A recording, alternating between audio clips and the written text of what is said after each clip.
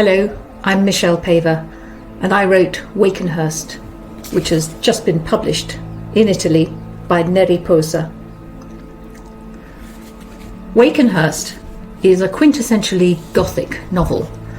That means an inhuman something from the past erupting into and threatening the characters in a remote, isolated setting. Wakenhyrst is set in the early 1900s in an isolated manor house in the Fens, the last remaining stretch of the ancient marshlands which once drowned most of eastern England.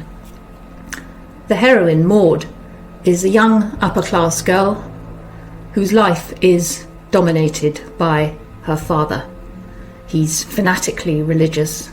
He actually hates women, but he's secretly haunted by guilt. We don't know why.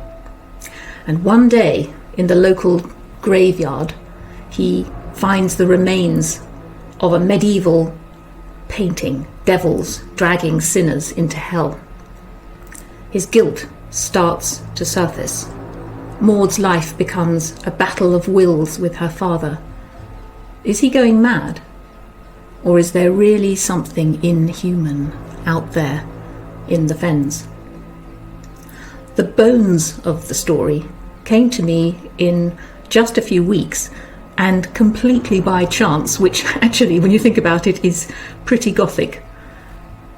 I was in a second-hand bookshop and I found a book written by a medieval mystic called Marjorie Kemp, and she's just so weird that I knew I had to use her. Then I went to an exhibition of paintings by a mad Victorian artist called Richard Dadd, and he painted the most incredibly strange, very detailed pictures of fantastic creatures, and he did all this in an asylum after he'd murdered his father with an axe. But what really sparked the story was when I read about the remains of a medieval painting of devils dragging sinners into hell, which had been found in the 1890s in a churchyard in an isolated country church. And as soon as I read this, I had a very strong image of a man standing in a graveyard in long grass, looking down, and a painted medieval devil staring back at him. Well, that rich brew came together and became Wakenhyrst. You can either read it as a tale of murderous obsession, a descent into madness, or you can read it as a story of demonic possession. It's up to you.